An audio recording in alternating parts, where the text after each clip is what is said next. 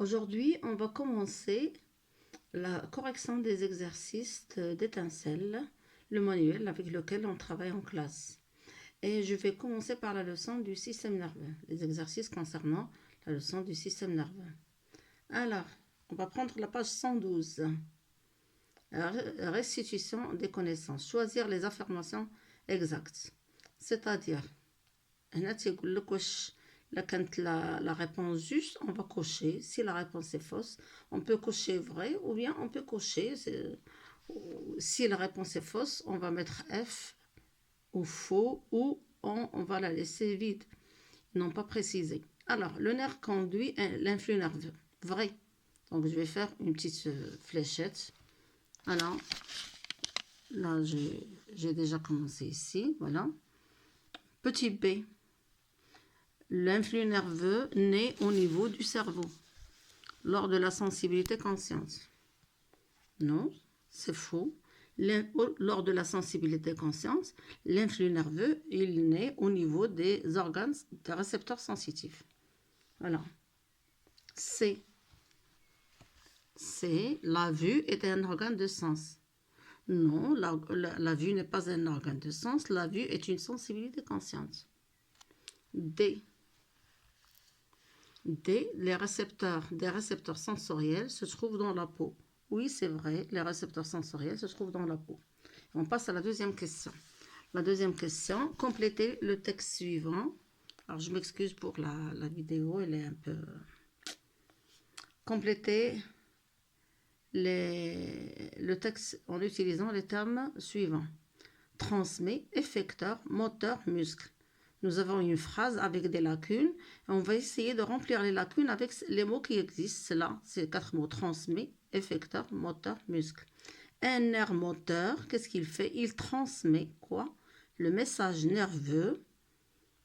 Un nerf moteur, il transmet le message nerveux moteur depuis le centre jusqu'au muscle qui est un organe, qui est l'organe effecteur. Troisièmement, associer à chaque élément du groupe A sa définition dans le groupe B. Nous avons arc A. Il y a arc réflexe, fibre nerveuse sensitive, moelle épinière et muscle. Puis, l'ensemble B est constitué de centre nerveux d'un réflexe, organe effecteur, transporte l'influx nerveux sensitif et trajet de l'influx nerveux dans un réflexe. Alors, pour l'arc réflexe, on va faire une flèche qui va descendre jusqu'en bas. C'est le trajet de l'influx nerveux dans un réflexe.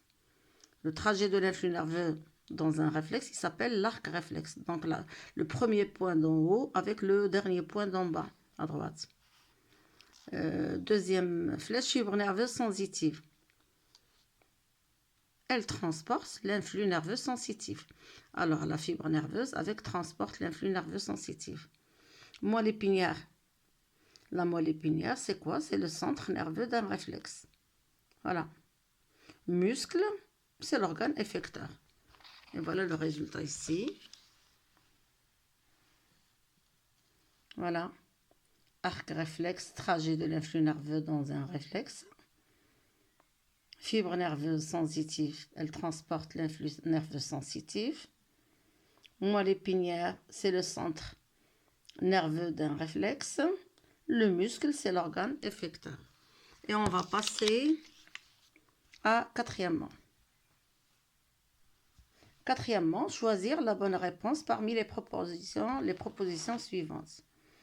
La substance grise de la moelle épinière est périphérique, contient des corps cellulaires, contient des fibres nerveuses. Alors, la substance grise de la moelle épinière, est-ce qu'elle est périphérique? Non. La substance grise de la moelle épinière, elle est centrale. C'est la substance blanche qui est périphérique. Donc, la réponse, elle n'est pas juste. Elle contient des corps cellulaires. Oui, la substance grise est constituée de corps cellulaires. Donc, on va cocher là le cadran du milieu. Elle contient des fibres nerveuses. Non, Non, il contient seulement des corps cellulaires. La section d'un nerf rachidien entraîne une paralysie, une perte de la sensibilité générale. Les deux, ça va entraîner, le nerf rachidien entraîne une paralysie et une perte de la sensibilité générale. Parce que c'est un nerf mixte. Il contient à la fois des fibres nerveuses sensitives et des fibres nerveuses motrices. La racine postérieure du nerf rachidien conduit l'influx nerveux sensitif, l'influx nerveux moteur et sensitif, l'influx moteur. Alors la racine postérieure du nerf rachidien, elle conduit l'influx nerveux sensitif. Dans l'arc réflexe, elle conduit l'influx nerveux sensitif qui va ressortir par la racine antérieure moteur. Voilà. Et on va passer, c'était la 4e question. On va passer à la 5e question. 5e, annoter le schéma et tracer en bleu le sens de l'influx nerveux moteur. Alors pour l'annotation, annoter ça veut dire légender, c'est-à-dire donner les noms des différentes parties du schéma. Alors, la première flèche, c'est le sillon de Rolando. Deuxième flèche, c'est le cervelet. Troisième flèche, c'est un muscle. Tracer en bleu le sens de l'influx nerveux moteur. Alors, nous savons que l'influx moteur, il va naître dans le cortex cérébral, c'est-à-dire dans la substance grise, plus précisément dans la zone motrice, l'aire motrice, qui est en rouge. Donc numéro 1, il fallait rajouter une deuxième flèche qu'on va marquer aire motrice, qui est en avant du sillon de Rolando. C'est là que va naître l'influx nerveux moteur, et il va passer par il va pas entrer au cervelet, il va passer par la moelle épinière pour aller rejoindre le muscle. Alors le schéma, c'est, moi je l'ai tracé ici dans un bout de papier, c'est comme ça. Voilà. Voilà. Alors sillon de Rolando, aire motrice. Donc le numéro 1, on peut écrire sillon de Rolando ou l'aire motrice, parce que la flèche, elle n'est pas précise, alors il vaut mieux écrire les deux. Hein. Si la flèche, elle est juste sur le sillon de Rolando, c'est sillon de Rolando. Sinon, si on va la prolonger un peu, ça va partir jusqu'à l'aire motrice, qui est en rouge, ce sont les hachures en rouge, c'est l'aire motrice, duquel va partir l'influx nerveux moteur. Et donc, ils ont demandé qu'on le trace en bleu. Normalement, l'influx nerveux moteur, il doit être tracé en rouge. Moi, je l'ai fait en bleu parce qu'ils ont demandé qu'on le trace en bleu. Mais normalement, on a l'habitude de tracer l'influx nerveux sensitif en bleu et moteur en rouge. Allez, et cet influx, il est centrifuge. Il va sortir du cerveau vers le muscle. Donc, il va descendre de l'aire motrice, il va passer par la moelle épinière, puis il va rejoindre le muscle, qui est l'organe effecteur, à travers un nerf rachidien. Et le titre, c'est le schéma du trajet de l'influx nerveux moteur centrifuge. Et on va passer au 6e exercice numéro 6. Voilà. Alors, ces phrases indiquent des événements qui ont lieu lorsque l'on entend la sonnerie du téléphone. Classez ces événements dans un ordre logique, c'est-à-dire la première partie de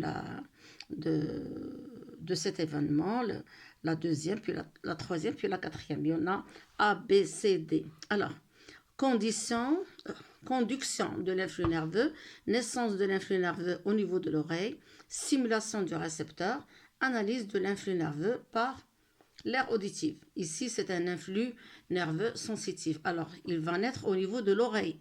Donc là, il doit y avoir une stimulation au niveau de l'oreille par la sonnerie. Donc C, c'est la première phase, c'est C, stimulation du récepteur, du récepteur sensoriel qui se trouve au niveau de l'oreille.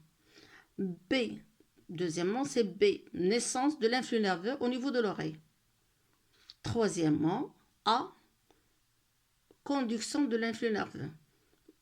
C'est-à-dire ici, c'est la conduction de l'influx nerveux par le nerf auditif. Puis D, analyse de l'influx nerveux par l'aire auditive. L'aire auditive qui se trouve dans le cerveau. Alors, on va vérifier ici dans le bout de papier.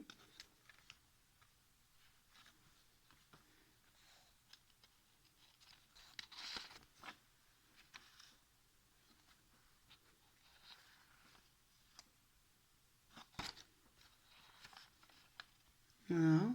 Simulation, voilà. Simulation du récepteur au niveau de l'oreille. Naissance de l'influx nerveux sensitif centripète. Ici, on parle de l'influx nerveux centripète. Conduction de l'influx nerveux sensitif centripète. Et puis, analyse, petit d, analyse de l'influx nerveux sensitif par l'aire auditive. Et on va passer au raisonnement scientifique. Allez, raisonnement scientifique. Il y a un exercice guidé. Là, le premier schéma qu'on est en train d'observer, c'est un schéma de la substance grise. On y observe un corps cellulaire avec noyau, avec les dendrites, les prolongements, les courts prolongements qui s'appellent les dendrites. Donc, c'est la substance grise.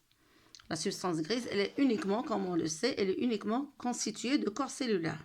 Alors, premièrement, nommer la partie de la cellule nerveuse que l'on voit sur ce document. Alors, c'est un corps cellulaire. Il contient noyau, cytoplasme, puis des dendrites. Où se trouve cette partie dans le système nerveux?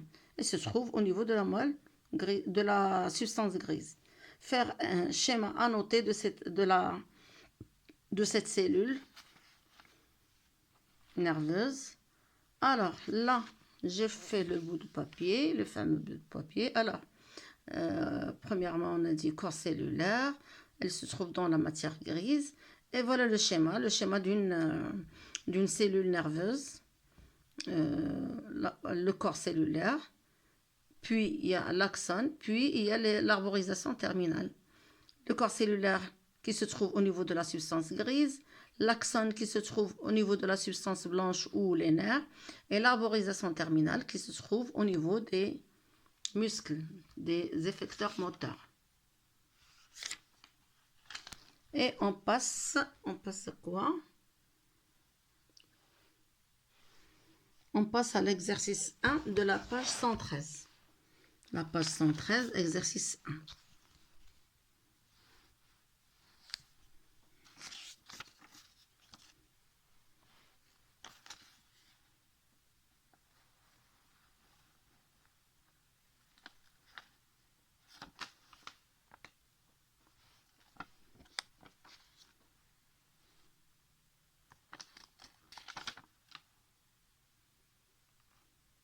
Allez. Chez un homme ayant fait un accident, alors on va lire l'exercice. Voilà. Chez un homme ayant fait un accident entraînant une section de la partie haute de la moelle épinière, le contact d'un objet chaud sur la peau de la plante du pied entraîne systématiquement la flexion du membre inférieur correspondant. Quel type d'activité nerveuse est ici mise en évidence? Suivez votre réponse. C'est un réflexe ou bien c'est un mouvement involontaire. Ici, l'accident il a entraîné une section de la partie haute de la moelle épinière. Donc, pour justification, l'influx nerveux ne peut pas partir jusqu'au cerveau. Donc, il reste jusqu'à la moelle épinière. Et le centre des réflexes, c'est la moelle épinière. Donc, C'est ça la justification. Quels organes interviennent dans cette activité? Alors, voilà, là, j'ai mis un petit schéma, le voilà. Voilà. Alors, réflexe médulaire, car le centre des réflexes médulaires est la moelle épinière. Troisièmement. Deuxièmement, quels organes? Non, ici, je me suis trompée, j'ai mis 3. Mais c'est deuxièmement, c'est le deuxième exercice. Je vais chercher le crayon pour corriger. Deuxièmement. Alors, les organes intervenant dans ce mouvement, on sait que l'arc réflexe, dans l'arc réflexe interviennent 5 organes. Premier organe, ou bien les premiers organes, ce sont les récepteurs sensitifs, ou bien les récepteurs sensoriels qui se trouvent au niveau de la peau. De là va partir un influx nerveux sensitif centripète. Il sera conduit par des fibres nerveuses sensitives. C'est deuxième organe. Ils vont partir jusqu'au centre qui est la moelle épinière. La moelle épinière, c'est le centre des mouvements réflexes. Puis, cet influx nerveux, il sera converti en influx moteur. Il était sensitif, il sera moteur. Donc, par des fibres motrices, donc conducteur moteur, quatrièmement, pour arriver jusqu'à l'effecteur moteur qui est le muscle, le cinquième organe. Donc 1, 2, 3, 4, 5. Donc dans l'arc réflexe interviennent 5 organes qui sont les récepteurs sensoriels, conducteurs sensitifs, les fibres sensitives qui conduisent l'influx nerveux sensitif centripète, le centre qui est la moelle épinière, puis conducteur moteur, c'est-à-dire les fibres motrices qui conduisent l'influx nerveux moteur centrifuge vers l'organe effecteur qui est le muscle. Voilà. Ça, c'était deuxièmement. Troisièmement, indiquer le trajet de l'influx nerveux dans cette activité. Alors, le trajet, il est indiqué par les flèches. Là, il est en bleu, donc il est centrifuge. Non, il est centripète, il va vers l'organe. Dans le conducteur sensitif, donc il va vers l'organe, vers le centre, c'est vers la moelle épinière, donc il est centripète, il va sortir centrifuge, il va se diriger vers l'effecteur moteur, donc la flèche, elle se dirige vers l'effecteur moteur, donc il est centrifuge. Et on passe à l'exercice 2. Sur 3 lots de lapin, on réalise les expériences suivantes. Les lots de lapin, expérience, résultat. Il y a le premier lot, on fait l'ablation de l'œil droit. L'ablation, c'est-à-dire on extrait l'œil droit. Alors, les lapines regardent avec l'œil gauche seulement. Deuxièmement, on détruit toutes les aires optiques. Les lapines ou les lapins perdent la vue, même si les yeux sont sains. Troisièmement, on coupe le nerf optique de l'œil droit. Les lapins perdent la vue de l'œil droit. À partir des résultats des expériences 1 et 3, montrer si l'œil et le nerf optique ont le même rôle.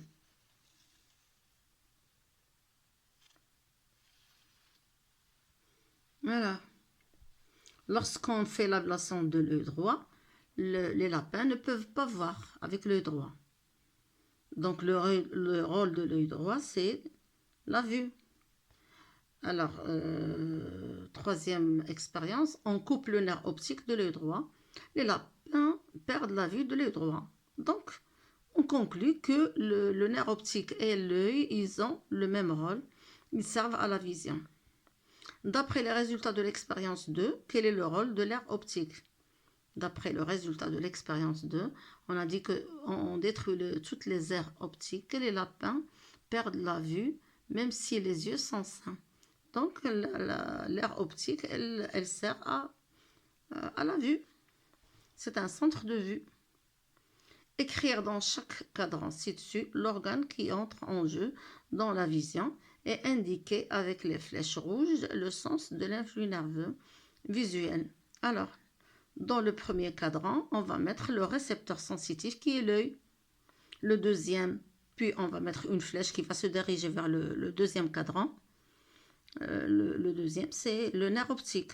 qui va conduire l'influx nerveux sensitif centripète. Il va le conduire vers l'aire visuelle. Donc la flèche va se diriger vers l'aire visuelle. C'est très simple, c'est très facile.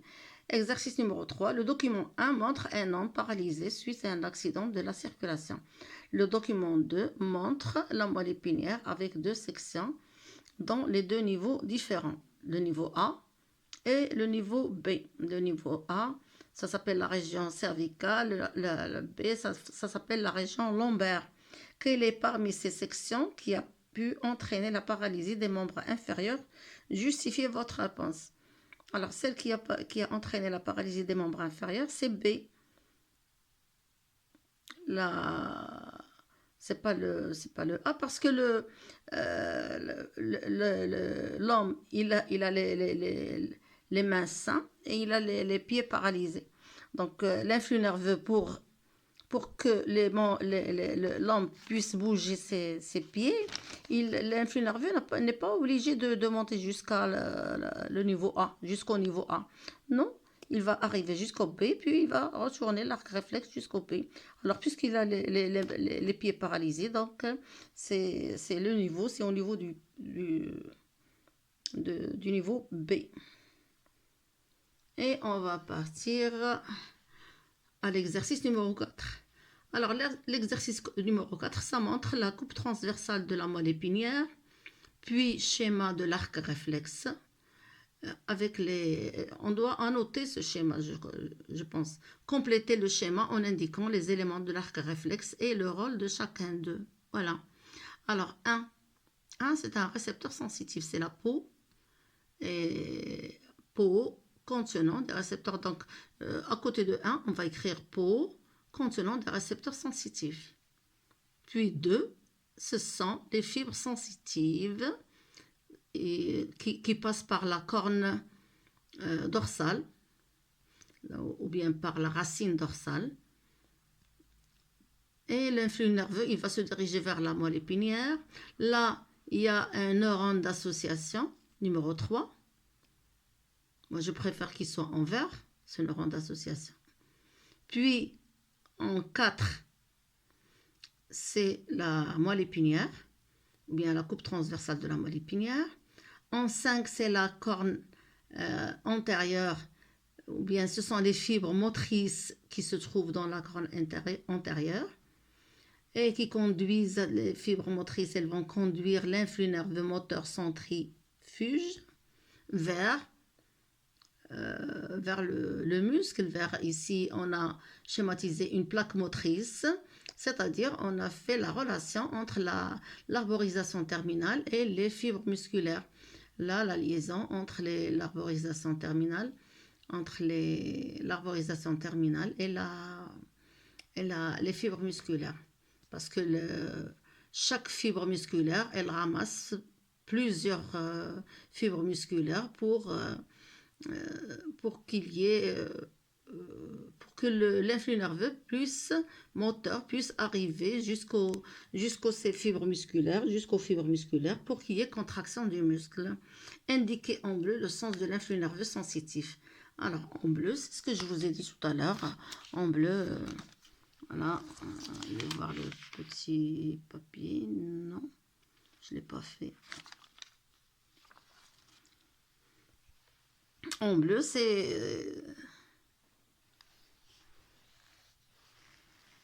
c'est là. En bleu, c'est ici.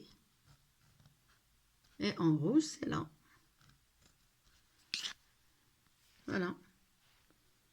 Exercice numéro 5. Entre les éléments du document suivant, existe une relation fonctionnelle qui a permis à une personne de reconnaître la température de l'eau. Voilà. L'excitant ici, c'est la température de l'eau.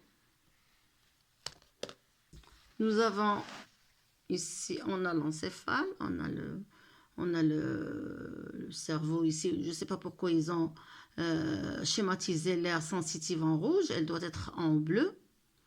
Alors, c'est la sensitive. Il y a le sillon de Rolando. Là. Ici, c'est le sillon de Rolando. Ici, c'est l'aire sensitive. Ici, c'est le scion scissor de Sylvius. Ici, c'est le cervelet, la moelle épinière, en 2. Donc, en 1, j'ai dit, c'est l'aire sensitive. En 3, c'est la peau. Ici, là, on peut écrire excitant. Excitant, l'excitant, c'est la température de l'eau. Et ici, ce sont les récepteurs sensitifs. Alors, de quelle activité cérébrale s'agit-il? C'est une sensibilité consciente. Dessinez sur le schéma l'aire qui intervient dans cette activité. Là, elle est déjà dessinée, elle est déjà... L'aire, c'est celle-là.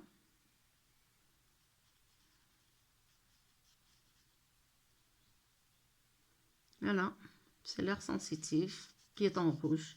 J'aurais aimé qu'elle soit en bleu. Alors, dessinez sur le schéma l'aire qui intervient dans cette activité. Indiquez sur le schéma le sens de l'influx nerveux. Donc, l'influx nerveux, il va naître ici, au niveau de la peau. Et ça va être conduit par des fibres sensitives. L'influx nerveux par un nerf. C'est un nerf sensitif. Et il va conduire l'influx nerveux centripète, sensitif centripète. Ça va passer par la moelle épinière. Alors, il vaut mieux utiliser le bleu. Moi, je cherche un stylo bleu. Alors, je vais le faire au crayon, mais vous devriez le faire en bleu. Voilà. Voilà, la flèche, elle va monter. Elle va passer par la moelle épinière. Ça ne doit pas passer par le cervelet. Voilà. Et ça va passer jusqu'à l'aire sensitive. Ici, c'est l'aire sensitive. Ici, c'est la moelle épinière.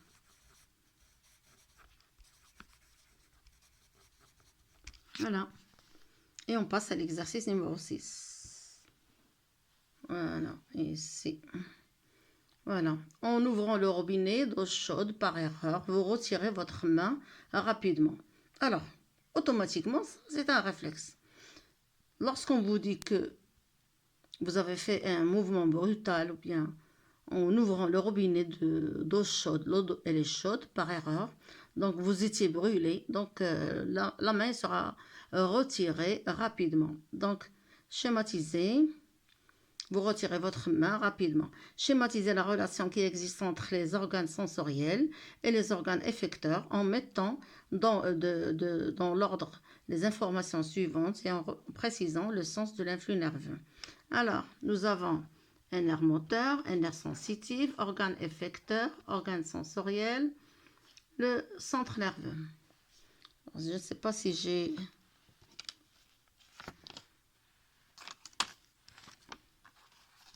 schématisé ou pas. Voilà, je les ai schématisés. Voilà.